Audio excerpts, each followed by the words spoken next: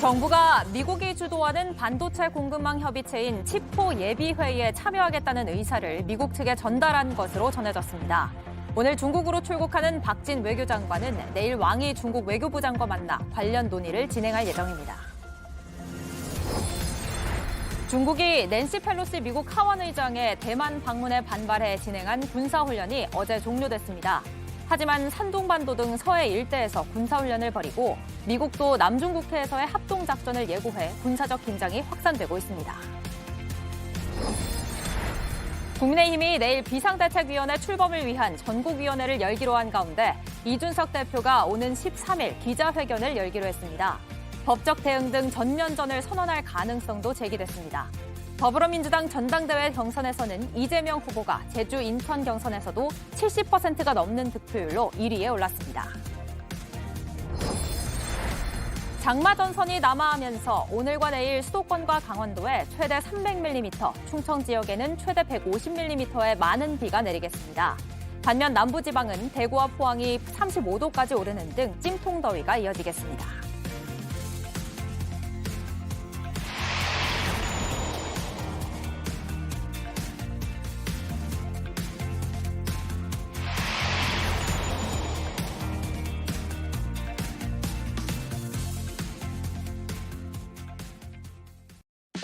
시청자 여러분 안녕하세요. 설레는 하루를 만드는 습관 아침엔입니다.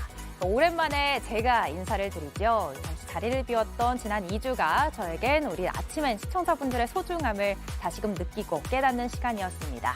이제 가을의 시작을 알리는 입추도 지났는데요. 새로운 설렘, 새로운 다짐으로 오늘 아침엔 힘차게 열어보겠습니다. 먼저 오늘 준비된 소식들 짧게 짚어보겠습니다. 신진 기자, 아침엔 월드에서는 어떤 소식 기다리고 있을까요? 네, 중국이 대만을 내와싸고 벌인 무력 시위가 어제 끝났습니다. 하지만 중국은 앞으로 또 다른 지역에서 군사 훈련을 이어가겠다고 했고요. 대만도 맞대응을 예고하는 한편 미국도 중국과 영토 분쟁을 벌이고 있는 나라들과 군사 협력을 하겠다고 밝혔습니다. 팔레스타인과 이스라엘의 대규모 무력 충돌 소식도 조금 뒤에 알아보겠습니다. 네, 그리고 이도성 기자, 스포츠 소식도 준비돼 있죠? 네, 방송 직전에 들어온 따끈따끈한 소식 전해드리겠습니다. 미국 프로골프 PGA 투어에서 김주영이 우승컵을 막 들었습니다. 조금 전에 들어온 소식인데요. 2002년생인 20살 김주영은 주로 아시아 무대에서 활약을 하다가 이번에 임시회원 자격으로 출전했는데 우승컵까지 되며 돌풍을 일으켰습니다. 잠시 후 오늘 아침엔에서 자세한 이야기로 돌아오겠습니다. 그리고 최근 약세장 속에서 증시가 반짝 상승하는 이른바 베어마켓 랠리가 이어지고 있는데요. 이번 주에도 이 흐름이 이어질지 아침엔 라이프에서 권혁중 경제평론가와 함께 전망해 보겠습니다. 8월 8일 월요일 아침엔 시작합니다.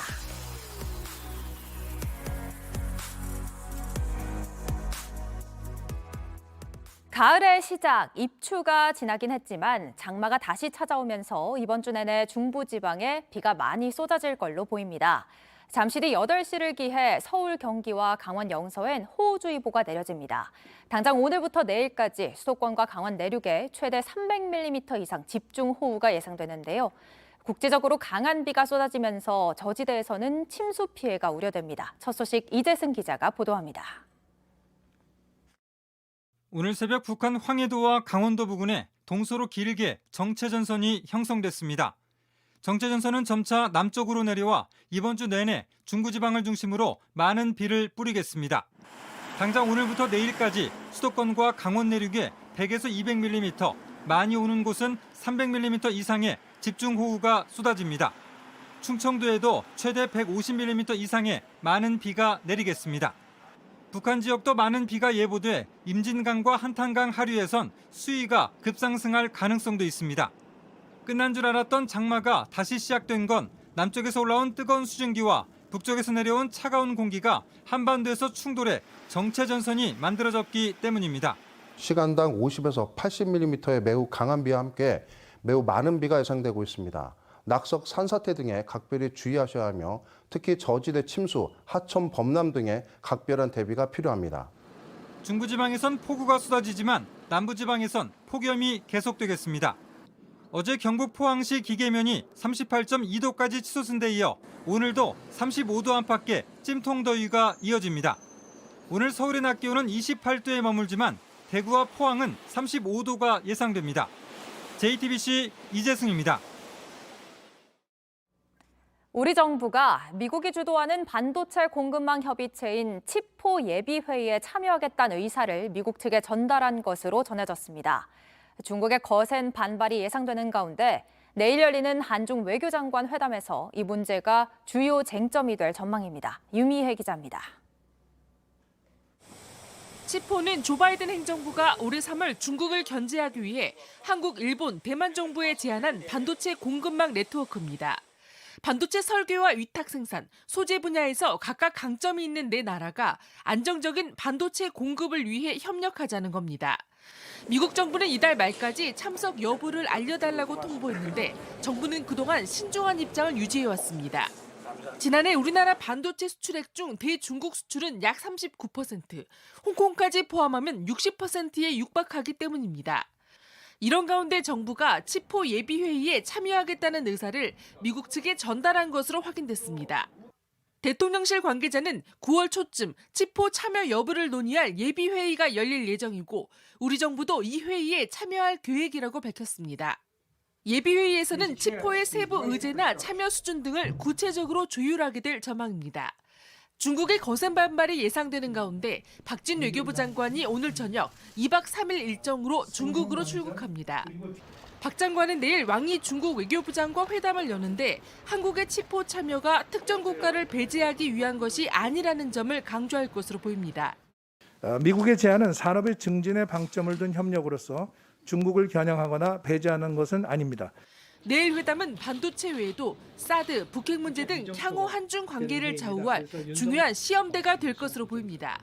JTBC 유미입니다. 비상대책위원회 출범을 하루 앞두고 국민의힘의 전운이 더 짙어지고 있습니다. 비대위 전환으로 자동 해임 위기에 놓인 이준석 대표 측이 본격적인 반격에 나섰는데요. 이 대표를 지지하는 당원 모임은 국회 주변에서 토론회를 열겠다고 예고했고 하태경 의원은 소셜미디어를 통해 이 대표를 해임하는 당원 개정안에 반대 의사를 밝혔습니다. 이 대표는 오는 13일 기자회견을 열고 직접 입장을 밝힐 예정입니다. 최승기 기자의 보도입니다. 이준석 대표를 지지하는 당원 모임 국민의힘 바로 세우기가 서울 여의도에서 토론회를 열기로 했습니다. 100여 명이 참석해 국민의힘이 비대위로 전환하는 과정의 부당성 등을 논의할 예정입니다. 당의 의사결정기구인 정국위에서 당대표 역할을 할 비대위원장이 임명되면 이 대표는 사실상 자동 해임됩니다. 이 대표 측은 집단 소송은 물론 탄원서 제출 등 법적 대응도 준비 중입니다. 이건 당권민주주의라든지 절차민주주의가 완전히 와해되는 것이기 때문에 가처분을 통해서 제3자라고 할 수 있는 판사들의 판단을 받아볼 수밖에 없는 상황으로 가고 있는 것 같습니다. 정국위에서 논의될 당의 헌법인 당헌 개정에 반대해야 한다는 목소리도 여전합니다. 앞서 국민의힘 최고위는 당대표 직무대행도 비대위원장을 임명할 수 있도록 하는 내용의 당헌 개정안을 전국위 안건으로 올리기로 했습니다. 국민의힘 하태경 의원은 소셜미디어에 이 대표를 강제 해임하는 당헌 개정안은 당이 파국으로 가는 길이라고 주장했습니다. 이 대표도 법원에 직접 효력정지 가처분을 신청하는 방안 등을 검토하고 있습니다. 권성동 당대표 직무대행은 공개 일정을 잡지 않은 채 비대위원장 인선과 관련한 막판 의견 수렴에 들어간 걸로 보입니다. JTBC 최승기입니다. 한편 더불어민주당 당대표 선출을 위한 순회 경선에선 이재명 후보가 압도적인 승리를 이어가고 있습니다. 두 번째 경선 지역인 인천과 제주에서도 다른 후보를 크게 따돌리며 경선 첫 주부터 대세론을 굳혔습니다. 이 소식은 윤정민 기자가 전해드립니다. 이변은 없었습니다. 민주당 당대표 선출을 위한 두 번째 지역 경선에서 이재명 후보가 1위를 지켰습니다. 이 후보는 어제 자신의 지역구가 있는 인천 지역 권리당원 투표에서 75.4%를, 제주 지역에서도 70.48%의 표를 받았습니다. 경쟁자인 박용진 후보는 두 곳 모두 20% 초반대, 강훈식 후보는 한 자릿수 득표율을 기록했습니다. 전날 강원과 대구, 경북 지역 첫 번째 경선에서도 1위를 한 이 후보의 누적 득표율은 74.15%입니다. 나머지 두 후보의 득표율을 합쳐도 이 후보의 3분의 1 정도에 불과할 만큼 초반 격차가 벌어졌습니다. 어대명에서 한 발 더 나아가 확대명, 확실히 대표는 이재명이란 말까지 나올 정도지만 이 후보는 아직 표정 관리를 하는 모습입니다. 아직도 개표 초반이고 특히 권리당원 외에 우리 대의원들의 투표 그리고 일반 국민 여론조사가 남아있기 때문에 결과를 낙관하지는 않습니다. 2위인 박 후보는 이 후보의 사법 리스크를 겨냥했습니다. 이 후보 지지자들이 부정부패로 기소된 사람은 직무가 정지된다는 내용의 당헌 80조 개정을 시도한 것을 문제 삼은 겁니다. 당헌 80조 개정에도 결연히 반대합니다. 국민의힘에도 같은 조항이 있습니다. 그러나 이제 차떼기 정당의 후신보다도 못한 당헌을 만들었어야 되겠습니까? 반면 당 후보는 조금 다른 목소리를 냈습니다. 동료를 찍어 눌러봐서 그걸로 덕을 본다면 그런 민주당이 우리의 민주당이고 우리의 미래여야 합니까? 검찰의 표적이 된 이재명 외롭게 두지 않겠습니다. 초반이지만 득표율 격차도 커 2, 3위 후보 간 단일화는 아직 안개 속입니다. 최고위원 선거에서는 정청래 고민정 후보가 누적 득표율 1위와 2위를 기록했고 박찬대, 장경태, 서영교 후보가 뒤를 잇고 있습니다. JTBC 윤정민입니다. 윤희근 경찰청장 후보자의 인사청문회가 오늘 국회에서 열립니다. 최근 행정안전부에 새로 설치된 경찰국 관련 문제와 경찰대 개혁 등을 놓고 치열한 공방이 예상됩니다. 윤 후보자는 정부의 경찰국 신설에 대해 문제 없다는 태도를 유지해왔기 때문에 야당의 공세가 거셀 것으로 보입니다. 또 경찰국 신설에 반발하며 전국 경찰서장 회의를 주도한 유사명 총경을 대기 발령한 걸 두고도 여야 간의 공방이 예상됩니다. 중국이 낸시 펠로시 미국 하원 의장의 대만 방문에 반발해 진행한 군사훈련이 어제 종료됐습니다.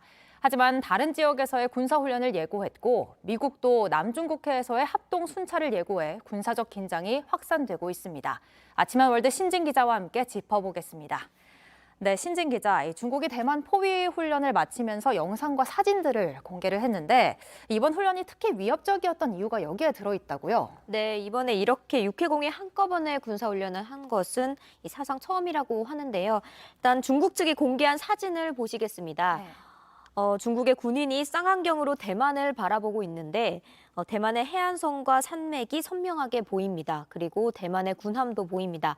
보통 중국의 군함이 해안선 근처까지는 항해를 하지 않는데 상당히 가까이 간 겁니다. 중국의 전투기들도 공역의 개념을 깨고 대만이 가시거리에 들어올 정도로 매우 가까이 다가갔다고 외신들은 보도했습니다. 또 중국은 5세대 스텔스 전투기를 배치해서 군사력을 과시하기도 했고요. 사거리 300km 이상의 최첨단 발사대를 이용해서 실탄 사격을 실시를 하기도 했는데 중국의 미사일이 대만 상공을 가로지른 것은 이번에도 처음이라고 합니다. 중국 측은 이 모의 훈련에서 효과적으로 목표물을 파괴했다. 그리고 실제 전투 실행 능력이 효과적으로 입증됐다고 밝히기도 했습니다. 그런데 이번 훈련이 끝이 아니라면서요. 중국의 황해, 그러니까 우리의 서해에서도 실탄 사격 훈련을 하고 있고요. 그러니까 앞으로도 긴장이 계속 이어지겠어요. 네, 중국 관영 매체인 CCTV가 밝힌 건데요. 중국군이 앞으로도 이 대만 해협의 중간선에서 계속해서 정기적인 훈련을 할 것이라고 보도를 했습니다. 또 오늘 0시부터 다음 달 8일까지 한 달 동안 산둥반도와 랴오뚱반도 북쪽 해역에서 군사 훈련을 실시하겠다고 밝혔습니다. 지난 6일부터는 우리의 서해에 해당되는 중국의 황해 일부 지역에서 실탄 사격 훈련을 실시를 하고 있고요. 대만도 이에 맞서듯 내일부터 사흘 동안 대규모 포사격 훈련을 하겠다고 예고했습니다. 한편 22일부터는 한반도에서 한미 연합 군사 훈련이 시작이 됩니다.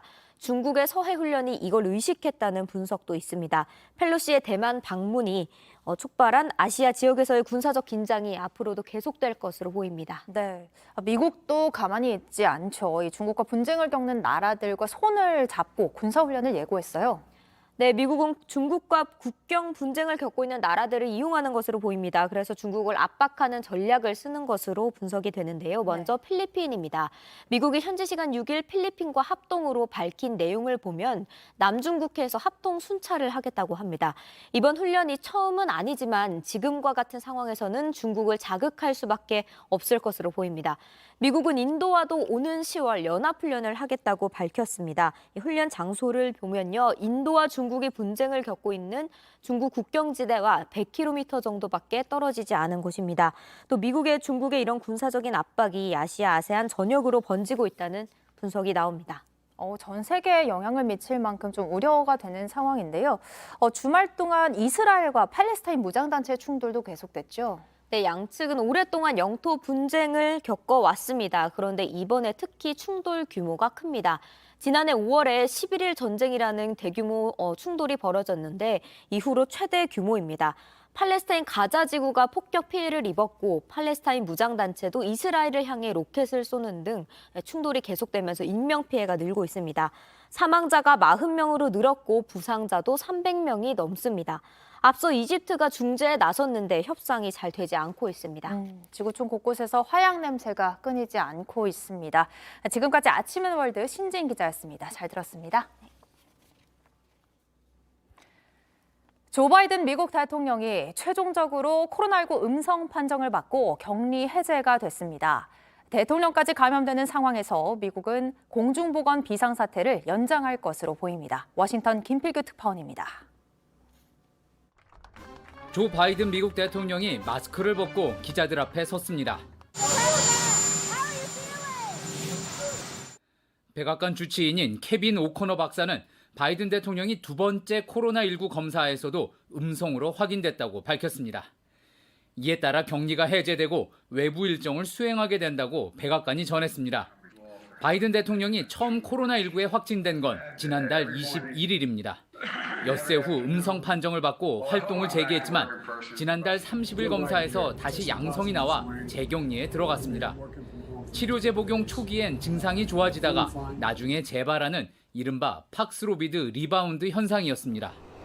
이날 델라웨어 별장으로 향한 바이든 대통령은 내일 켄터키 수해 현장 방문에 나섭니다.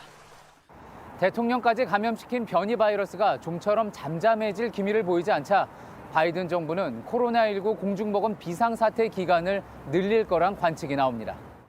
공중보건 비상사태는 2020년 1월 처음 선포된 뒤 지금까지 계속 연장돼 왔습니다. 오는 10월 만료될 예정이지만 매일 10만 명 넘게 확진자가 나오는 상황에서 다음 주에 연장 결정이 내려질 거라고 외신들은 보도했습니다. 워싱턴에서 JTBC 김필규입니다. 미국 상원이 치열한 공방 끝에 4,300억 달러, 우리 돈으로 558조 원 규모의 인플레이션 감축법을 51대 50으로 통과시켰습니다. 민주당은 가계의 의료비와 에너지 비용을 줄이고 대기업 법인세 인상으로 재원을 마련해 치솟는 물가를 잡을 것이라고 내다봤습니다. 하지만 공화당은 기업들이 고용을 줄이고 부담을 소비자에게 떠넘겨 오히려 인플레이션을 키울 것이라고 비판했습니다. 만 5살 초등학교 입학에 이어 외고 폐지 방침으로 논란에 휩싸인 박순애 사회부 총리 겸 교육부 장관이 적극적으로 소통을 거부하고 있습니다. 지난 목요일 기자회견에서 질문도 받지 않고 떠난 뒤 공개 일정을 잡지 않고 있는데요. 일각에서는 박 장관 교체설도 나오고 있습니다. 박상욱 기자입니다. 초등학교 입학 연령을 만 5세로 내리는 학제 개편, 외국어 고등학교 폐지, 유치원 어린이집 통합까지 박순애 교육부 장관이 내놓은 정책은 연일 논란에 휩싸였습니다. 취임 전 우려된 전문성 논란이 다시 도마에 올랐습니다. 결국 지난 4일 기자회견장에서 질의응답도 안 받고 자리를 뜬 박 장관은 이후 공개 행보를 멈췄습니다. 부총리께서는 서울 일정 관계로 이사하시겠습니다. 질문 안 받으시나요? 질문 하나 들어봤다고 답변하실 의향이 있습니까? 당장 9일 국회 교육위 출석 외엔 언론과 마주치는 공개 일정이 없습니다. 교육부에 설명을 요구했습니다. 네, 의도적으로 피하지는 않고 있습니다. 그 이후부터는 다시 공개 일정을 잡고 소통하실 예정입니다. 국회 출석 준비와 각종 현안의 세부 계획 마련을 위해 내부적으로 논의하고 조율할 업무가 많아 공개 일정을 줄인 것이지 일부러 취소한 건 아니라는 겁니다. 하지만 박 장관의 입지는 점점 좁아지고 있습니다. 학부모 단체들이 잇따라 교육부 정책에 반발해 박 장관의 사과와 사퇴를 요구 중이고 민주당과 정의당 등 야당의 비판도 더 거세지고 있습니다.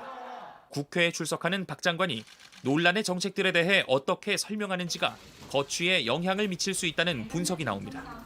JTBC 박상욱입니다. 어제 온라인에 내가 IS 전사인데 잠실 종합운동장에 폭탄을 3차례 터뜨리겠다는 글이 올라와 야구 팬들과 선수 등 수백 명이 긴급 대피하는 소동이 벌어졌습니다. 경찰 특공대가 운동장 곳곳을 샅샅이 수색한 끝에 폭탄이 없는 걸 확인했는데요. 글을 올린 건 한 20대 남성이었습니다. 송우영 기자입니다.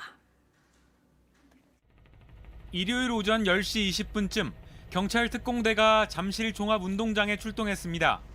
한 인터넷 게시판에 올라온 폭탄 테러 예고글 때문입니다. 당시 경기장에는 LG 트윈스 야구 선수단 관계자와 경기장을 둘러보던 야구 팬, 곧 열릴 전기차 행사 준비 작업자 등 수백 명이 있었습니다. 오늘 그라운드 투어 테러 신고가 들어와가지고 수색해야 된다고, 대피해야 되고, 그래야 돼, 취소된다고. 테러 예고글 작성자는 자신을 이슬람 국가 IS 전사라며 오전에 3차례 폭탄을 터뜨리겠다고 밝혔습니다. 오프라인 설치가 돼서 거기를 그냥 전부 다 나가라고 그냥 내려왔어. 거기 지금 공사 엄청나게 크게 하잖아요. 그 맨날 인근이 엄청 많아. 하지만 폭탄은 발견되지 않았습니다. 경찰은 허위 신고로 판단하고 오전 11시 13분쯤 상황을 종료했습니다. 오후에는 예정된 야구 경기도 정상적으로 열렸습니다. 지금은 상황이 다 끝났어요. 끝나고 이제 허위 신고로 판명이 났고 고양시에서 폭탄 설치 허위 신고자를 검거했다라고 저희가 알고 있어요. 경찰은 허위 글을 쓴 20대 남성을 찾아내 글 작성 경위 등을 조사 중입니다. JTBC 송우영입니다. 지난 2일부터 단체 관광객으로 제주에 들어온 태국인 50여 명이 자취를 감췄습니다. 제주를 불법 체류를 위한 장소로 악용한 걸로 의심되는데요. 제주와 방콕을 바로 오가는 비행기가 다시 뜨자마자 이런 일이 생겼습니다. 이혜선 기자입니다. 지난 2일 제주항공은 제주에서 방콕 직항 전세기를 매일 1회씩 운행하기 시작했습니다. 이때부터 나흘간 제주항공으로 국내에 도착한 태국인은 697명이었습니다. 그중 417명은 입국 목적이 불분명하다는 이유로 입국 허가가 나지 않았습니다. 나머지 입국한 280명 중에 55명이 관광 도중에 돌연 사라졌습니다. 그런데 이들 중 상당수가 과거 전자여행 허가 불허 결정을 받은 이력이 있습니다.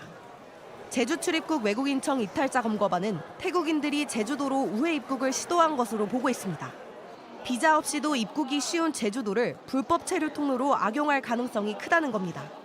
정부는 지난해 9월 전자여행 허가 제도를 도입할 당시 제주가 국제관광도시라는 특성을 고려해 적용 지역에서 제외한 바 있습니다. 하지만 지난달 3일에도 제주항공으로 입국한 태국인 166명 중 36명도 행방이 확인되지 않고 있어 법무부는 제주도를 전자여행 허가 제도 적용 지역에 포함하는 방안을 추진하기로 했습니다. 관광업계에선 이렇게 되면 해외 관광객 유치 시장이 위축될 수 있다며 반발하고 있는 상황입니다. JTBC 이혜선입니다.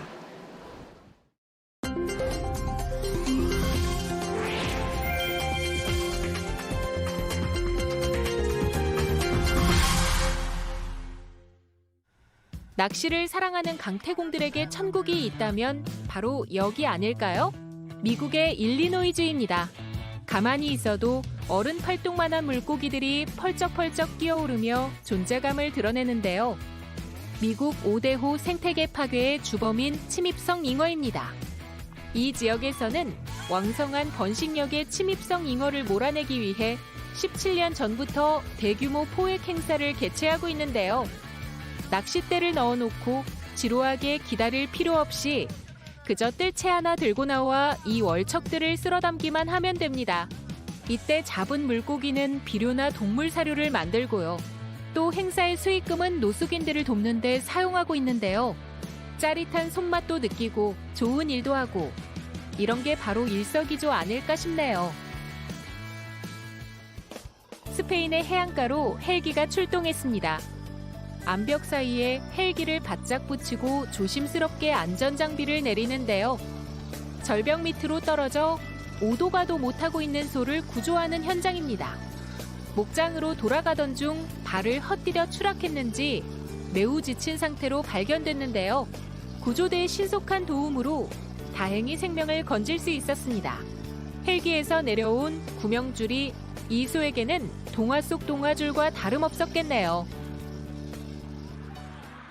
건물 천장에서 분홍색 풍선 다발이 쏟아집니다.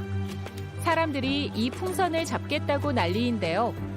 중국 후베이성의 쇼핑몰 행사 현장입니다.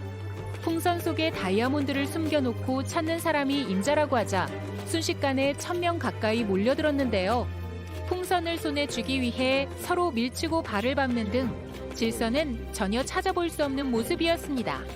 다행히 인명피해는 없었지만 자칫 압사사고로 이어질 수도 있었는데요. 쇼핑몰 측의 안일한 안전의식에 대해 질타가 잇따르고 있습니다. 지금까지 AI가 픽한 세상, 제나가 전해드렸습니다.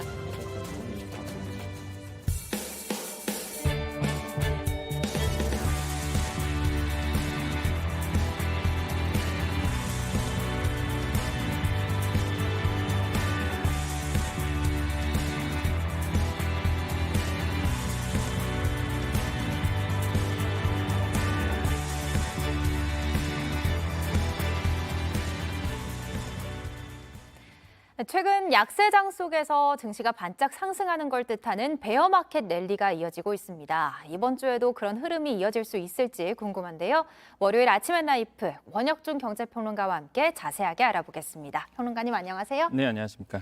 네, 지난주 미국 증시가 상승세를 이어가다가 금요일에 좀 주춤했습니다. 이유가 뭔가요? 일단 그 미국 시장에서요. 이제 미국 노동부가 7월 고용 지표를 발표를 했는데 생각보다 굉장히 잘 나왔습니다. 근데 이게 오히려 아이러니하게도 뉴욕 증시에는 악재로 좀 작용을 했었는데요. 먼저 현황부터 말씀드리면은 7월 비농업 신규 고용이 52만 8천 개가 이제 증가됐다라고 발표를 했습니다. 이게 추정치보다 2배수 높게 나온 것이고요. 네. 또한 실업률도 나왔는데 이게 당초 예상은 3.6% 이렇게 예상을 했는데 3.5% 나왔습니다. 0.1% 내려갔네요. 네, 실업률도 더 낮아졌죠. 네. 그러다 보니까 69년 이후에 53년 만에 최저치를 또 기록을 했다. 이렇게 평가도 나오고 있고 그래서 월간은 이런 얘기를 합니다. 야, 2년 반 만에 코로나에서 완벽하게 이제 고용 시장은 탈피를 했다. 네. 이전 수준으로 돌아갔다. 이런 이제 평가를 하기도 합니다. 물론 뭐 미국에서는 뭐 신규 고용이 줄거나 아니면 감축의 영향은 어느 정도 있지만은 전반적인 평가는 지금의 그 미국 노동 시장은 호조를 기록하고 있고 굉장히 좋은 상태로 가고 있다라는 것이 지금의 이제는 미국의 어떤 평가다. 그래서 경기 침체에 대한 우려가 어느 정도 완화되고 있는 부분이 지금 미국 시장에서는 보여지고 있습니다. 그런데 실업률이 낮고 또 신규 고용이 늘어났다는 건 사실 좋은 소식이잖아요. 주가가 하락을 했다는 게 이해가 되지 않습니다. 최근에 그 증시 상승 요인을 보시면 좀 이해가 되실 텐데 최근에 증시가 좀 상승했었습니다. 그런 이유가 연준에서 이제 금리 인상에 대한 속도 조절 이 이야기를 했거든요. 그러니까 투자 심리에 호조가 된 거죠. 그러면 연준이 좀 금리 속도를 낮추나 보다. 근데 금리 속도를 낮추는 이유를 본다 그러면은 일단은 경기 침체 우려가 있었습니다. 네. 그러니까 경기 침체에 대한 부분 때문에 사실 연준이 고민했던 부분인데 실제 지금 상황을 딱 봤더니 고용 시장이 굉장히 좋은 거예요. 그랬더니 그러면은 금리 인상을 높여도 되겠구나. 긴축을 강화시켜도 되겠구나라는 어떤 명분이 지금 만들어지는 거죠. 그러다 보니까 투자자들이 생각했던 이거 완화적인 부분으로 가지 않을 수도 있겠다는 생각이 드는 거죠. 그러다 보니까 이제 악재로 좀 작용하게 되고 또 하나의 이유가 이제 미국의 시간당 임금이 높아졌습니다. 이게 뭐냐면 전달에 대비해서 0.5%, 지난해에 비해서는 이제는 5.2% 상승을 했는데 한마디로 이제 임금당 이제 시간당 임금이 높아지는 거예요. 네. 한마디로 이제 임금이 높아지게 되면 기업들 입장에서는 그 임금 맞춰주기 위해서 이제는 물건값을 높이게 됩니다. 그럼 물건값이 높아지면 자연스럽게 물가가 높아지겠죠. 네. 그러다 보니까 이게 임금 상승률이 높아지네. 그럼 자연스럽게 물가가 높아지네. 당연히 연준 입장에서는 긴축 들어가야죠. 그래서 이제는 금리 인상 속도가 완화된 부분이 이렇게 시장이 예상했는데 그렇지 않을 수도 있겠다. 다시 한번 긴축이 강화될 수 있겠다라는 어떤 평가가 나오면서 이제 악재로 좀 작용을 했었습니다. 그럼 9월에도 연준이 기준금리를 0.5%포인트 올리는 그 빅스텝 대신에 0.75%포인트 자이언트 스텝을 단행할 가능성이 높은 건가요? 네, 지금 가능성이 굉장히 높아지고 있는데 시장에서 이런 그 0.75% 자이언트 스텝에 대한 전망치가요. 예상이 4일에는 전망이 한 34% 확률이었습니다. 근데 현재의 그 확률을 본다 그러면 이게 한 69%까지 올라갔거든요. 그래서 시장에서는 3회 연속 자이언트 스텝이 나올 가능성이 굉장히 크다라고 볼 수 있겠고, 특히 이번 주에 발표되는 7월 이제 소비자 물가지수, 생산자 물가지수, 기대 인플레이션 이런 물가 지표가 줄줄이 발표가 됩니다. 이 발표에 따라서 이제 주가의 그 기조가 좀 바뀔 가능성이 굉장히 크고요. 지금의 그 6월 소비자 물가지수 미국입니다. 9.1% 이제 올랐거든요. 이게 40년 만에 최고치입니다. 근데 7월의 물가지수 과연 어떻게 나올지, 물론 월스트리트저널 같은 경우에는 8.9% 예상하면서 조금 6월보다는 좀 떨어질 거다라고 보고 있지만 모르죠. 뭐 이건 뚜껑을 열어봐야 알기 때문에 과연 어떻게 나올지. 그래서 현지 시간으로 10일 소비자 물가 지수가 발표가 되고요. 11일에는 생산자 물가 지수가 이제 발표가 됩니다. 여러 가지 요소들이 많은데 마지막으로 한국은 지난주에 코스피가 2,490선까지 회복이 됐어요. 앞으로 어떻게 될지, 또 투자자들이 어떤 점을 눈여겨봐야 할지 설명 좀 해주시죠. 일단은 변동성 장세를 좀 주의하셔야 되겠습니다. 아까 말씀드린 대로 이제 7월에 소비자 물가 지수가 발표가 되는데 사실 주식시장 입장에서는 가장 큰 빅 이벤트이기도 하거든요. 이것도 확인하셔야 되겠고, 또 한 가지가 그 미국에서 인플레이션 감축법이 이제는 상원에서 통과가 됐습니다. 이제 하원에서 다뤄지게 되는데, 그렇게 된다 그러면 신재생 에너지 아니면은 이런 에너지 전환과 관련된 종목들이 다시 한번 오를 가능성 굉장히 크거든요. 이러한 종목별로 추세별로 좀 따로따로 관찰하시는 것이 굉장히 중요하겠다고 말씀을 드리겠습니다. 네, 오늘 말씀 잘 들었습니다. 지금까지 권혁중 경제평론가였습니다. 네, 감사합니다.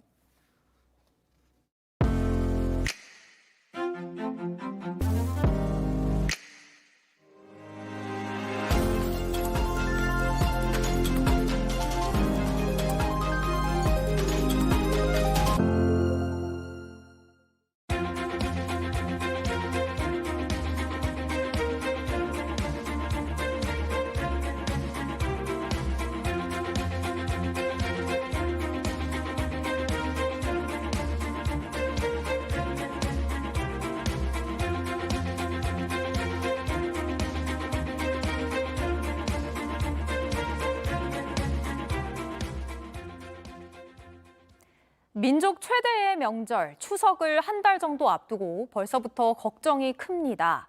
채소와 과일, 고기는 물론 식용유에 밀가루까지 거의 모든 게 1년 전보다 가격이 껑충 뛰었기 때문입니다.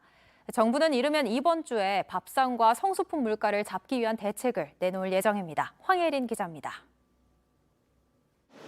자고 일어나면 오르는 밥상 물가. 나아질 기미는 보이지 않습니다. 한 달 앞으로 다가온 추석 생각에 서민들은 한숨만 나옵니다. 염도가 인해서 사지 못하고 있어요. 너무 비싸졌죠. 과일도 그렇고 고기도 그렇고 조서밥상이 무조건 뭐 올려야 되겠는데. 제사상에 넣고 그런 거 사는데 2개 살까 하나 사고 지금도 여기 봤는데 너무 차이 나가. 작년에 비하면 너무 그냥 물가가 뛰고. 추석상에 오를 품목들 가격은 대부분 크게 올랐습니다. 지난달 농축수산물 물가 상승률은 7개월 만에 가장 높은 7.1%를 기록했습니다. 채소 가격은 전년 대비 25.9% 올랐는데 배추는 70%, 무는 50% 넘게 가격이 뛰었습니다. 사과나 배처럼 가격이 조금 내려진 과일도 있었지만 양파나 마늘, 감자는 10에서 40%가량 크게 올랐습니다. 수입 쇠고기는 24.7%, 닭고기는 19% 올랐고 식료품과 비주류 음료도 1년 전보다 8%나 올랐습니다. 전 부칠 때 꼭 필요한 식용유 값은 55.6% 뛰어올랐고 밀가루와 부침가루 가격도 30% 넘게 치솟았습니다. 정부는 추석을 앞두고 일부 가격이 크게 오른 농산물에 수입 관세율을 낮추는 방안을 포함해 다양한 방안을 검토 중입니다. 앞서 정부는 수입 축산물에 할당 관세 0%를 적용한 바 있습니다. 대통령실도 서둘러 추석을 대비한 민생 안정 대책을 내놓겠다고 예고했는데 얼마나 효과를 낼지 관심이 쏠립니다. JTBC 황예린입니다. 1년 만에 다시 국내 무대로 복귀하는 배구 황제 김연경 선수가 오는 13일 복귀전을 앞두고 어젠 감독으로 코트에 나섰습니다. 배구 꿈나무들을 이끌고 배구 교실을 연 건데요. 승부를 떠나 즐거운 배구란 무엇인지를 알려주는 게 목표였다고 합니다. 정재우 기자가 현장에 다녀왔습니다. 배구 황제가 체육관에 등장합니다. 환호와 박수가 쏟아졌습니다. 김연경의 고향 안산에 초등학생 배구 꿈나무들 100여 명이 모였습니다. 김연경과 함께 공을 칠 수 있다는 생각에 아이들의 눈빛은 반짝입니다.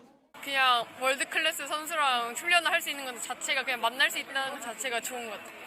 카리스마 있고 운동 잘하시고 저도 김연 선수 따라서 똑같이 배구하고 싶습니다.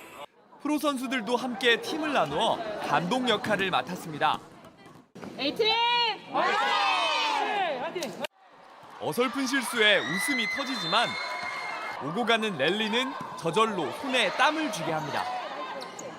열정만큼은 프로 경기 못지 않습니다. 지난달 국내 무대로 돌아온 이유에 대해 이렇게 대답했던 김연경. 배구에 관련된 일들, 뭔가에 좀 도움이 될 만한 그런 일들을 하기 위함이기 때문에 많은 분들이 또 좋게 좀 지켜봐 주셨으면 하는 바람이 있습니다. 구체적 언급은 없었지만 지도자의 길을 고려한 것 아니냐는 추측도 있었습니다. 유소년 배구를 비롯해 김연경은 오랫동안 배구의 저변을 늘리는 일에 관심을 가졌습니다. 하루 짧은 특별 수업에서 가장 가르쳐주고 싶은 건 배구를 즐겁게 하는 일입니다. 정말 세월이 빠르더라고요. 고등학교 때 장학금을 줬던 선수들이 지금 프로에서 저와 함께 뛰고 있고 하루빨리 정말 유소년들이 더 많이 더 좋은 환경에서 좀 즐겁게 배구를 했으면 하는 그런 바람이 있어서 김연경은 오는 13일 개막전 한국생명대 IBK 기업은행 경기에 나서 국내 복귀 경기를 치릅니다. JTBC 정재우입니다. 다시 찾아온 장마에 이번 주 내내 중부지방을 중심으로 많은 비가 내리겠습니다. 당장 오늘부터 내일까지 수도권과 강원도엔 최대 300mm, 충청도엔 150mm의 폭우가 쏟아지겠습니다. 반면 남부지방은 대구와 포항이 35도까지 오르는 등 찜통더위가 이어지겠습니다. 저희가 준비한 소식들 여기까지입니다. 비 오는 지역에 계신 분들 오늘 우산 꼭 챙기시고요. 모두 건강한 한 주 보내시기 바랍니다. 함께해 주신 여러분 고맙습니다. 아침엔 JTBC.